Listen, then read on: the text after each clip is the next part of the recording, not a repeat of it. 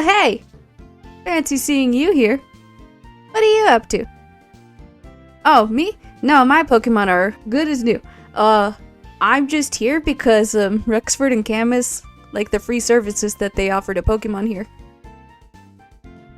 No, they're not Pokemon. Why do you ask? Oh. Shit. You know what? We should probably get going before Nurse Joy finds out. Which gym are you heading to? The grass one, right? With the twink? Alright, let's get going. What the fuck? What happened? Everything was all fine and dandy. What happened to the Pokemon Center? Oh yeah, I forgot about that. Ugh. Yes, folks, if you paid attention to the teaser in the last video, you would know that this video we're reviewing the Hypno's Lullaby mod. You know, after that famous Pokemon creepypasta Hypno's Lullaby? Anyways, we'll only be reviewing the recent build, which is the canceled build. At least, I think it's still canceled. I don't know if they got canceled. Anyways, without wasting any more time, let's get into it. Actually, I did forget to mention something. Just like the Sonic EXE mod, we're not gonna go over the drama with this mod, because I don't feel like it. Alright, without delaying it any further, make sure you stock up on potions, rare candies, Pokeballs, whatever you need for our Pokemon journey into this creepy, creepy world of Pokemon.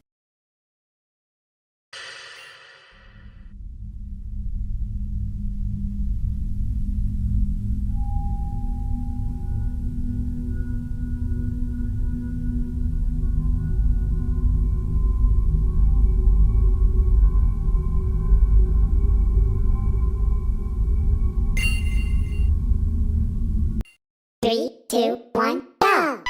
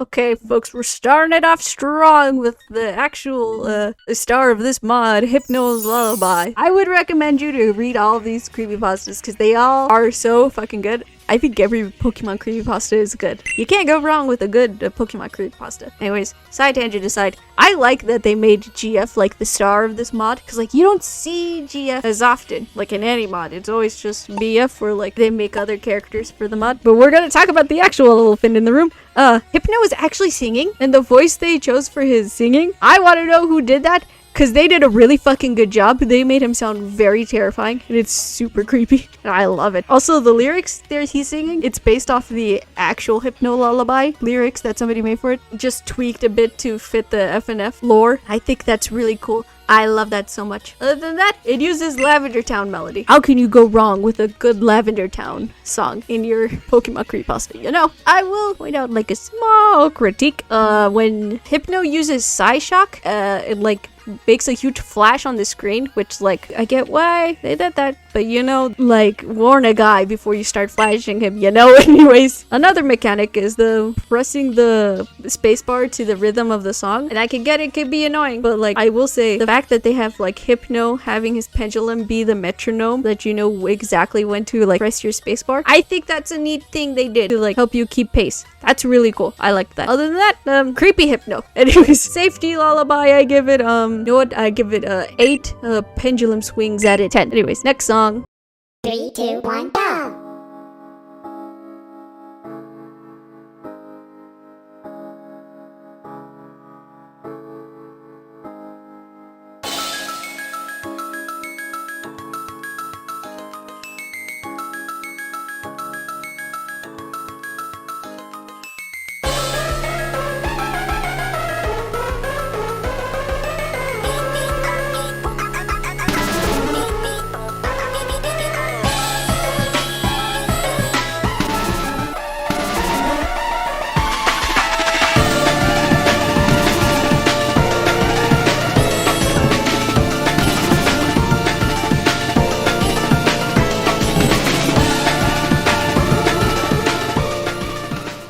Now, before I say anything, the song is really good. I do like this song. I will say though, what the fuck happened to Hypno? Why is his head tweaking the fuck out? I am so confused why Hypno's head like comes completely off. It's only attached by a few like flesh. I don't know what that is. I don't want to know. But like, why? I don't think Hypno can detach his head from his body in the original creepypasta. I think that's just a thing they did for funsies. And I'm not gonna lie, I don't really like that because it just seems like something spooky happening for the sake of being spooky. And if you're gonna make something happen, I would like a narrative reason to why it's happening and not just being scary for the sake of scary. You know. Other than that, it's a nice escalation from the last song to this song to signify the rise in danger. And also, Hypno doesn't have his pendulum thing anymore, but they do make one for the UI so that the player can still keep in track with the rhythm of the song. And I think that's really neat. Anyways, that's all I have to say about Left Unchecked. You know what? I give it 5 tweaking Hypno heads out of 10. But seriously though, someone help him. Anyways, next song.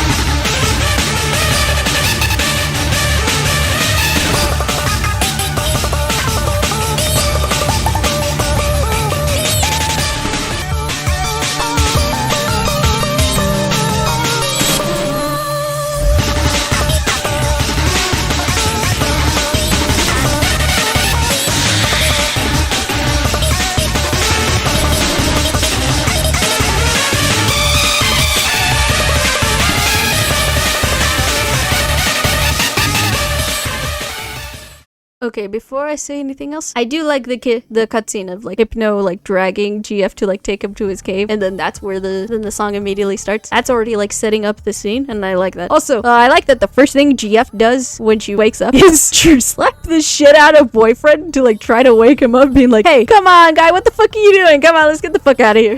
It's really funny.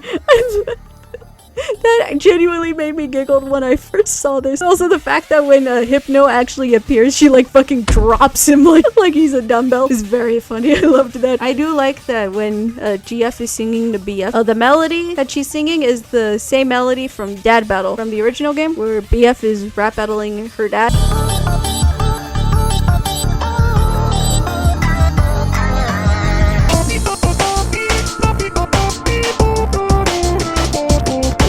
I really like that. That's like a nice little nod to the original game. Alright, now that the good things are out. What the fuck happened to Hypno? Does my guy just like to rip himself open for funsies? Why is his guts everywhere? Again, I don't like it for a narrative I don't know why it's happening. It feels like gore for the sake of gore and scary for the sake of being scary. And I don't like it. It takes me out. It's kind of goofy, I'm not gonna lie. But other than that, this song is really good. It's a very BB and Boppy song. I do like it. If I can't find a way to describe a song, I'll just say BB and Boppy. It's a very fun song. Yeah, that's I give Lost Cause, I give it 8 Resident Evil 7 dinners out of 10. Now time for the next song!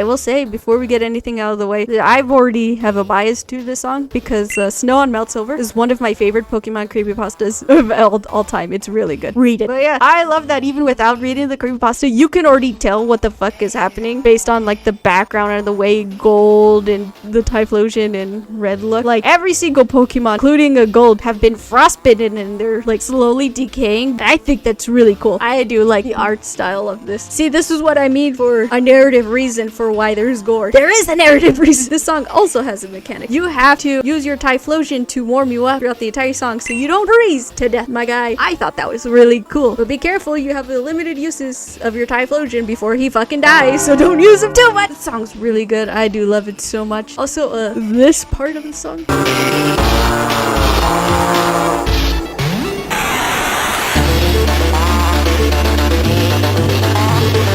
This transition was really neat. Red throws out the Pokeball, and you see the iconic smiling Pikachu that everybody knows and hates. And then you cut back to Red, and he's also been frostbitten and is also actively decaying as the song has been progressing. That was really cool. That was a really neat transition. I loved it. Anyways, Frostbite, I give it 10 smiling Pikachus out of 10. But no, seriously, get that fucker out. I hate looking at that bitch. Anyways, next song.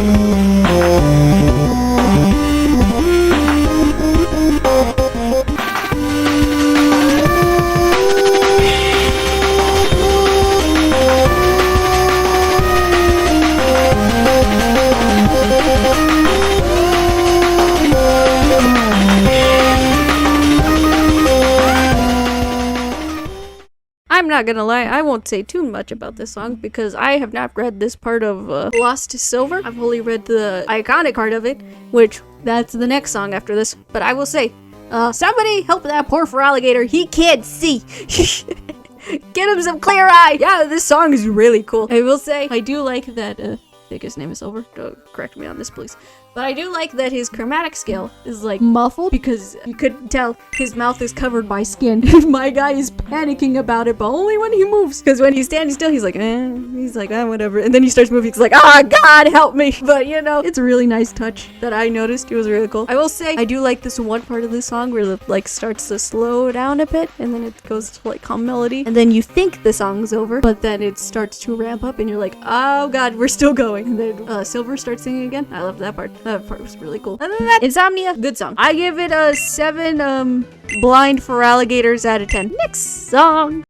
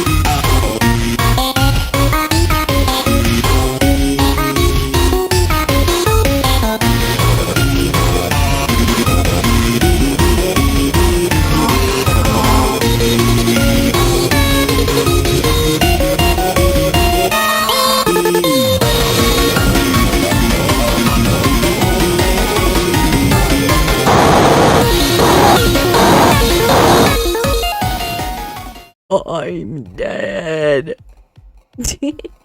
You like my dead gold impression? Anyways, yes, folks, he is dead. But you know what? His song is a fucking banger. This is probably one of the most popular songs in this mod. And there's a reason for that. It is very good. Gold's chromatic skill sounds good. I will say though, his sprites do kind of look goofy.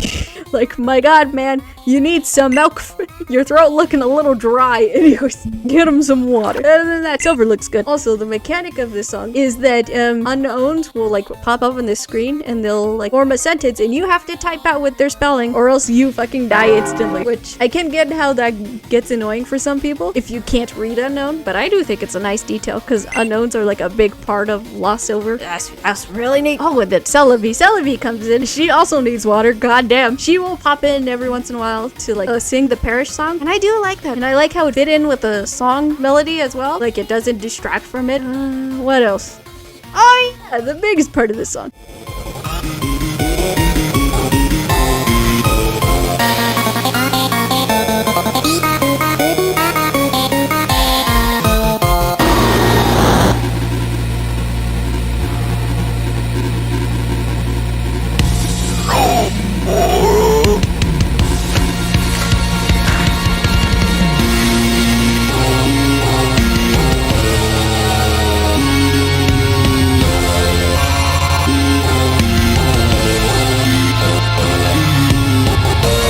The part after Gold's head like tears off from his body wasn't in the first version of the song, so this was like a new part of the song. But I'm gonna be real, I don't think you can tell that because it fits in so well with the rest of the song. It's really good, like a nice attachment to the rest of the song, and I think it's really good. It's a nice extension. I will say though, I am a bit confused on why Gold's head like teared away from the rest of his body. It didn't do that in the original creepypasta. I don't know why it did that here, but you know, it's cool, I guess. I will say though, I do like that when he starts moving, you can see a bunch of unknown inside his head.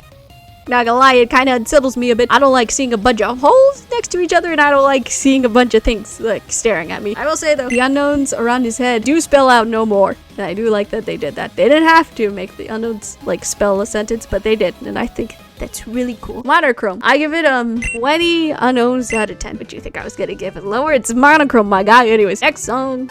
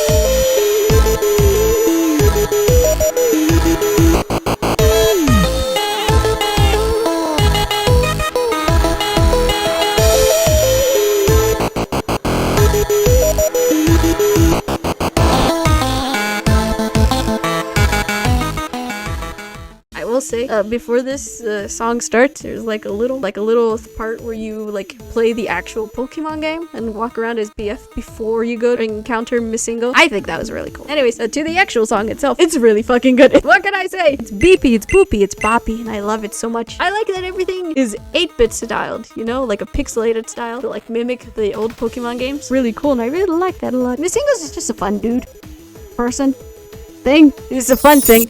And I love them so much. Their chromatic scale is very good. Their sprites are very good. I like that their sprites have like hints towards other like Pokemon glitches and creepy stuff in Pokemon and such. I like that a lot. I will say I do like the part where Missingo throughout the entire song like starts glitching out the screen because he is the glitch Pokemon. I would expect him to glitch my game. I thought that was a really neat touch. Other than that, it is a very fun song. I give Missingo 10 Missingos out of 10. Anyways, time for the next song.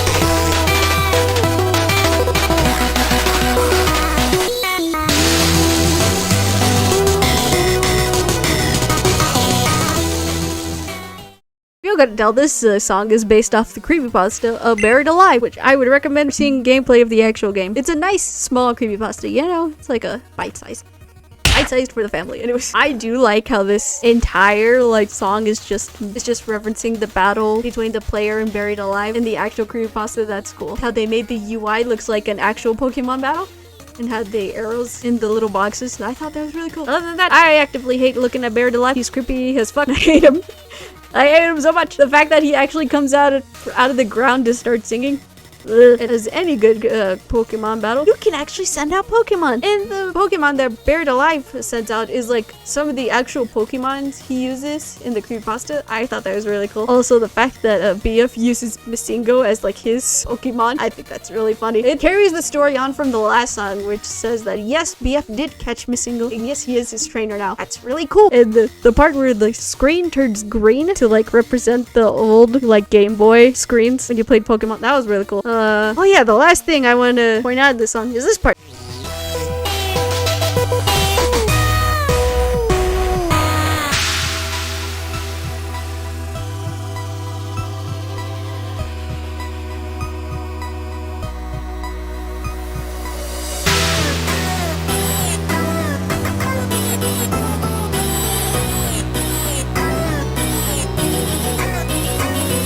Yeah, the fucking Buried Alive sends out his hand and it makes an illusion of dead girlfriend. I don't like that. Only her few of her teeth are showing. That's anyways, I do like how this transition went. Like the hand like shifting into GF and GF making everything like all whirly and stuff. That was really cool. This part of the song is really cool. Other than that, the song is very catchy. It's very boopy. It's very boppy. Anyways, I give Brimstone. Yeah, I give Brimstone 10 Gengars out of 10. I just like Gengar. Anyways, next song.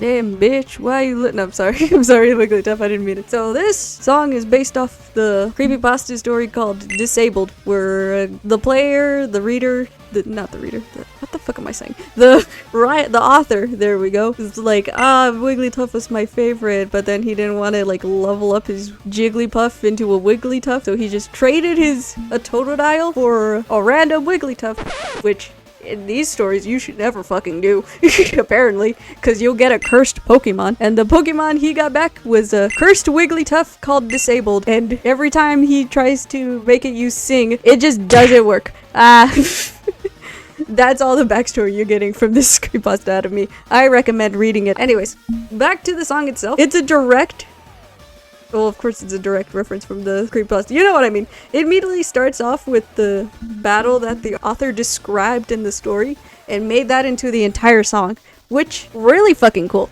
I like that. But first things first, we need to get a whole shit ton of things down first. The immediate starting off with the da da da da da da da da da da da and making that part of the song excellent, brilliant. My god. Oscar worthy. Anyways, the fact that the Wigglytuff is facing away from us because we're the ones using the Wigglytuff, and how you can't really see anything scary going on with her until she starts singing, it's really cool. It gives you that mystique that like, oh, what's happening? Because the only incentive that you get that something's wrong is the uncomfortable look that the Ponyta is giving your Wigglytuff. I like that they did that with the Ponyta sprite, to be like, yeah, the Ponyta doesn't really want to be here right now. Also, the jump scares, are actually good in this song, because like they're done in like a very subtle way, like you can't notice it, like if you blink you'll miss it, you type of thing. But when you do see it, it's like, oh god, it's basically just Wigglytuff like turning around to see you. It's really creepy, not gonna lie. Also, when it goes back to this last part where it pans back to Ponyta and the Wigglytuff is just staring directly at you in the corner of the screen. Don't look at me. Don't look at me with them eyes. Stop staring at me with them big ol' eyes. And then it transitions to switch sides so that you're directly facing the Wigglytuff. You still can't really see anything going on with her, but my god, is she scary. I don't like looking at her though. Also, I saved this point for last because I didn't notice it until like this very part of the song. If you look very closely at the notes on Wigglytuff's side throughout the entire song, you can see that Wigglytuff isn't actually hitting any of the notes because she can't sing. That is the most clever thing that I have ever seen a Friday Night Funkin' mod do. Cause like sometimes they don't use the source material correctly, and you know how badly that bothers me. But this is a song basically about a Wigglytuff that has their ability sing disabled, and the fact that she's not hitting any of the notes because she can't sing is really clever. Also, the name Amusia, the word Amusia basically means the inability to recognize musical tones because she can't sing. Real clever. Everything about this song is very clever to the source material. I give Amusia I give it 10 disabled Wigglytuffs out of 10. Wait, that sounds wrong. I give it 10 Wigglytuffs that can't sing out of 10. It's okay, Wigglytuff. It's okay. I'll still catch you. I'll still have you on my team. You don't have to sing or anything. You could just... Next song.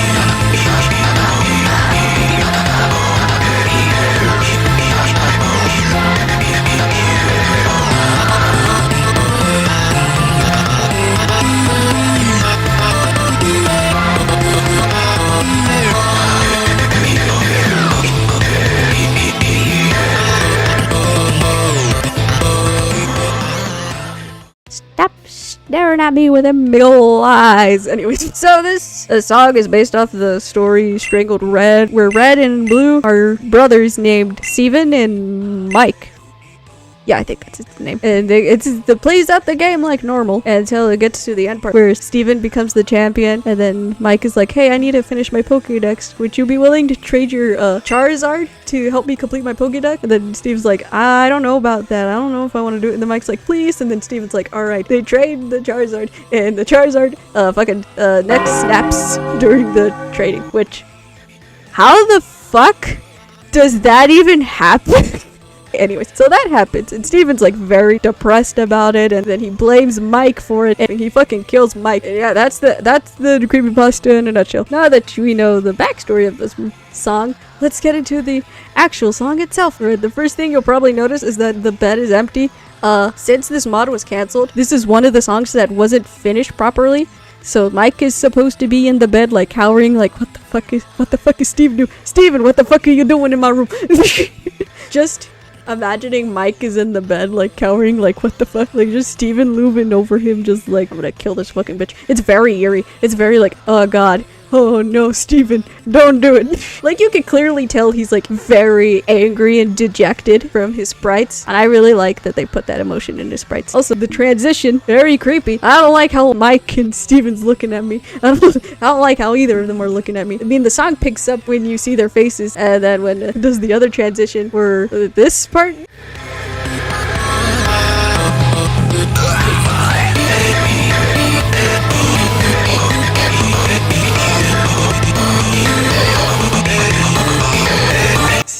Steven, my guy, calm down. What the fuck? I don't like how he's looking at me. I don't know why his eyes all of a sudden go fucking bloodshot red. He's like staring down at you. It's very in this part of music, it's like you really feel the escalation of the situation throughout this entire song. And then the song ends with the sound of Mike's neck being snapped, just like the trash.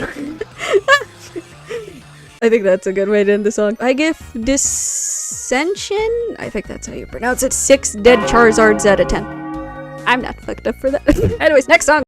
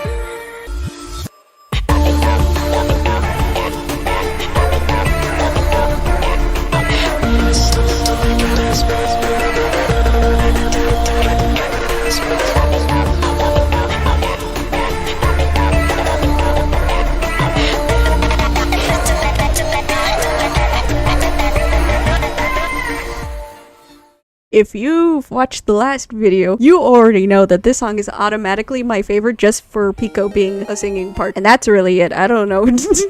So this song is based off the creepy Jigglypuff image that was going around in like the early creepypasta days. You know the one where she's staring at the corner of the camera just like, ugh.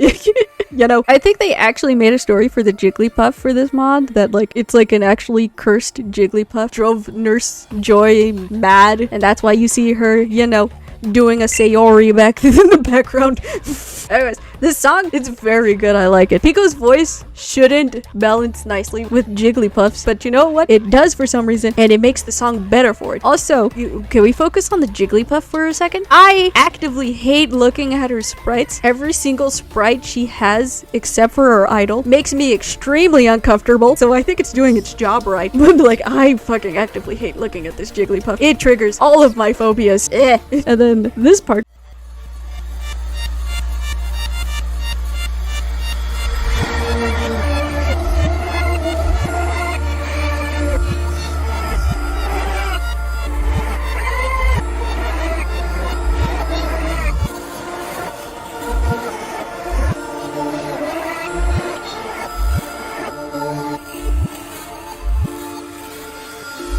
Bitch is trying to put a hex on me, what the fuck?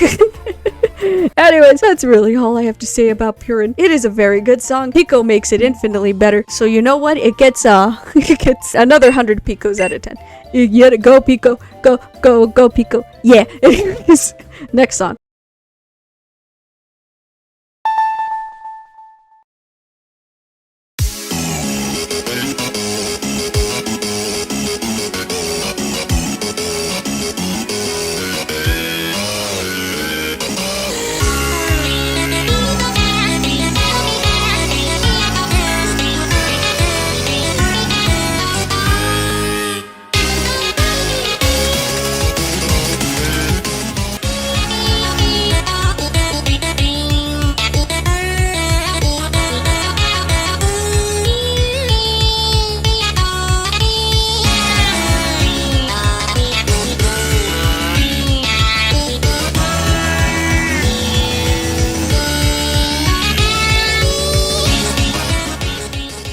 So this is about a person who got like I think it was a cursed copy of, what game was this? I don't fucking know. Of Diamond and Pearl, there we go. And then they see this weird man with the bronze zone, and then they follow him into the cave, and then the guy was like, it's so nice to see you. Anyways, you want to sign this contract? And the player's like, sure. And then the guy's like, cool, your soul's mine now. And then the bronze song does the fucking bell chimes, and then the author is like, and that's how bronze song and the creepy old man took my soul. And now I can't feel anything. Besides that, I love how this mod basically mirrors the creepypasta. Again, it's the exact same location where the kid signs the contract. It's really fucking good. The song itself, splendid. The fact that Don is actually like reacting to the situation and like trying to hide away from the dude. Very cool. I like the bronze song actually like chimes in the song, and that there's an active mechanic where you have to cover your ears every time the Bronzong like rings its bell. That's really cool. Also, they redesigned Bronzong to make him look creepier, which I'm gonna be real, you didn't really have to do that. I already found Bronzong to be like kind of creepy, but like this creepy design, it takes it to the max and it actively fits him. I love this design for Bronzong. And then this part of the song where Don slowly transitions into BF, that actually mirrors the actual creepypasta, because after the author signs his name on the contract, the character sprite slowly starts turning into the actual author, and I thought that was a really nice detail. That was really cool. This song's just really cool. I just like that there's a creepypasta for Bronzong and that they made a banger song for him. Death Toll, I give it 10 chiming Bronzongs out of 10. Anyways, next song.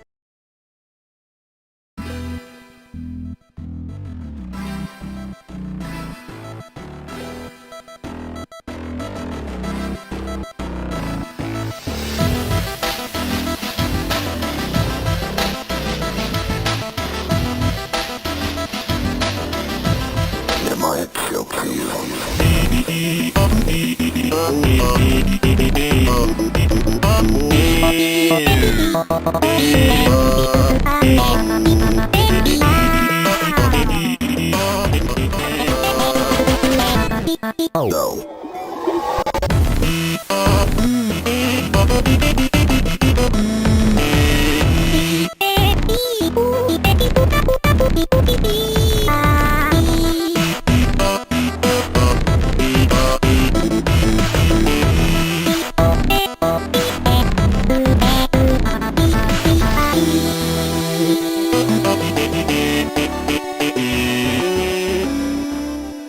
This song is based off of the creepypasta Glitchy Red. I think that's the name of the creepypasta. I don't know, people change the name. But it's basically a red that's like very self-aware about all the players exploiting the glitches in the game, and he's like sick of it. And he's like, God damn it, why can't you bitches leave me alone?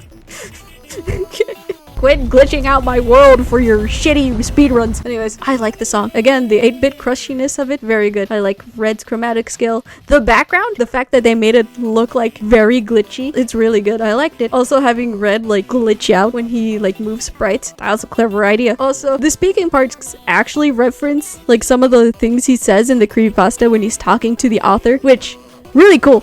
I like that detail a lot. Other than that, they trapped GF in a Game Boy, and she's very unfazed by it. I think she's just chilling in there. Isotope is an okay song. I give it 5 GFs stuck in Game Boys out of 10. Next song.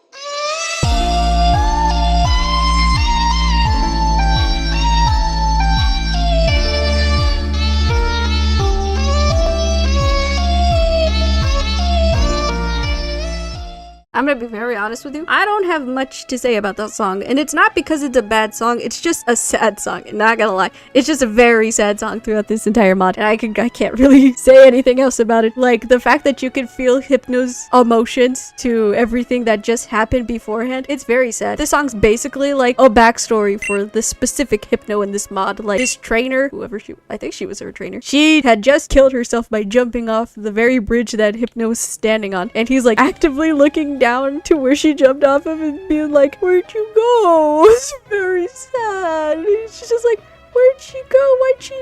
Is she okay? Very sad. It was very sad to see Hypno like this. Then it does like the memory fade, and then you see like the anger take over Hypno, and for some reason he becomes a tall, beefed up guy, and then you hear the little girl like, it's gonna be okay, and then she starts trying to sing to Hypno, but he can't hear her because she's dead.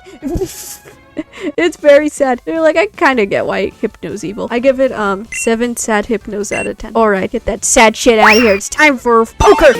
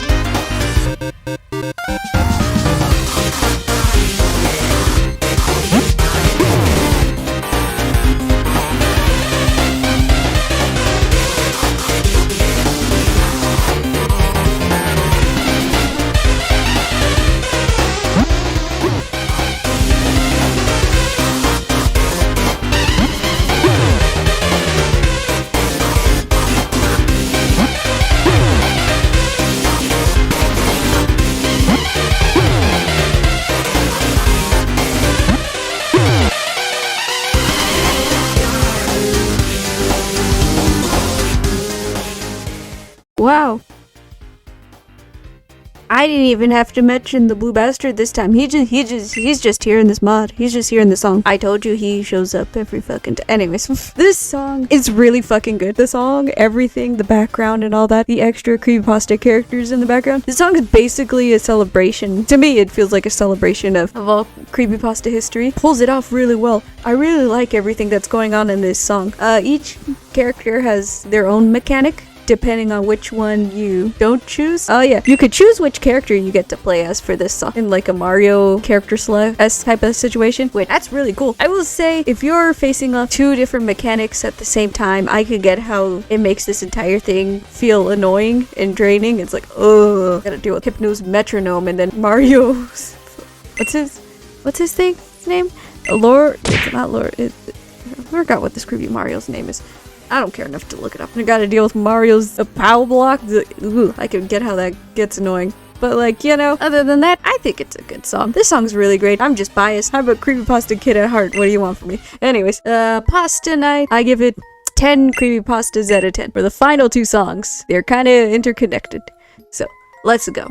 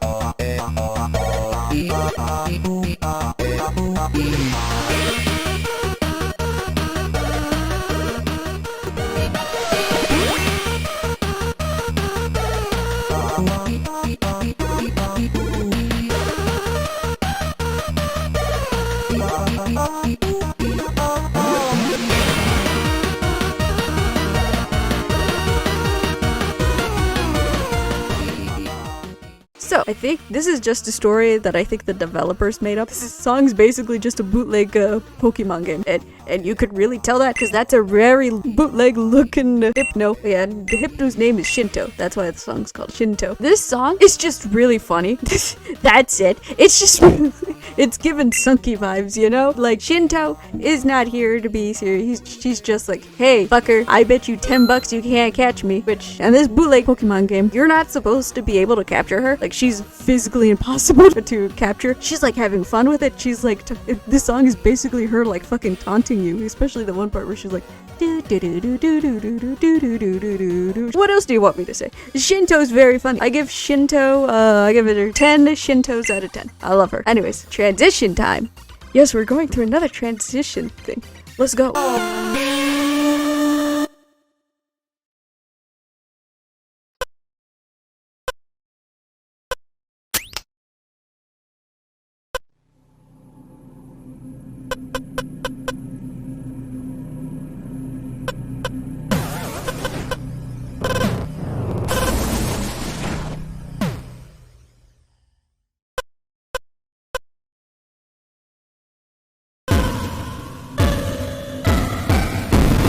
Yeah. So, the only way for you to capture Shinto is to use hacks and cheats in this game. And given the cutscene, she doesn't really like that you cheat to complete your Pokédex. So, this happens. So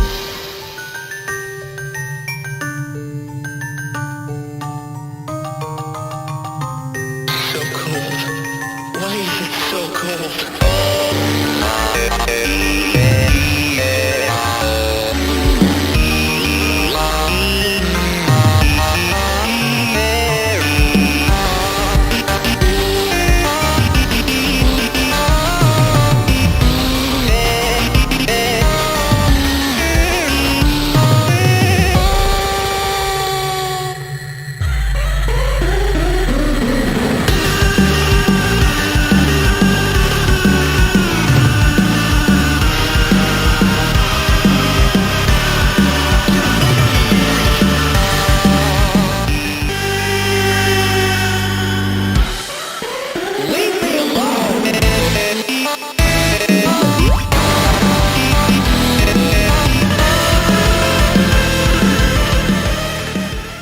Say what you want. This is the best fucking entrance of a FNF mod that I've ever seen. Look at Shinto. She looks like that. She looks gross. But you know what? She also looks kind of creepy. But then she starts moving, and you're like, oh, she's still fucking with you. This really isn't taking itself seriously. They're like, yeah, we know we made Shinto look like a piece of that's just animated. We're gonna have fun with it. That's basically these past two songs. The developers were just having fun with Shinto in this song, and I don't blame them for it. Look at her. She's goofy. She's mad at you that you cheated to put her in a Pokeball, and now she's coming to kill you. Girl boss if I've ever seen one. Anyways, I give Shitno. Yes, the song's called Shitno because the people who play the game, they call her Shitno because they can't catch her, which, you know what, attention to detail, I like that. I give Shitno, 10 gross 3D Shintos out of 10. And that, folks, was all the songs in the Hypno's Lullaby mod. Ah, what a good mod. I feel like this is like in one of my top 5 Friday Night Funkin' mods. It's really good. I feel like all the creepypastas included in this mod, they do all of them justice with all the references and shit, and the little attention to details, which, you know what, is really nice. You don't see that happening a lot with some of these mods. Tell me, what was your favorite song in Hypno's Lullaby? Matter of fact, what's your favorite Pokemon creepypasta? Let me know, and maybe I'll read it on the channel one of these days. You know what? Fuck it. We'll read Hypno's Lullaby. Okay. Oh god. Anyways, that's it. That's gonna be it for me this time around. Short outro, I know, but like, I want to get the fuck out of here. So, with that being said, I've been CC Lars. These have been my familiars, Ruxford and Camus, and I'll see you next time I have something else to ramble about. Peace. All right, now how the fuck do I get out of here? Shut the fuck up, Hypno. What are you gonna do? Open up more of your guts? Get the fuck out of here. Fucking bitch. All right, time to get out of here. God, what the fuck? Why is it so dark in here? Is that a computer? I feel you! Why is there a computer in here? Why is it old? 前に言っていた通り Oh, God, fucking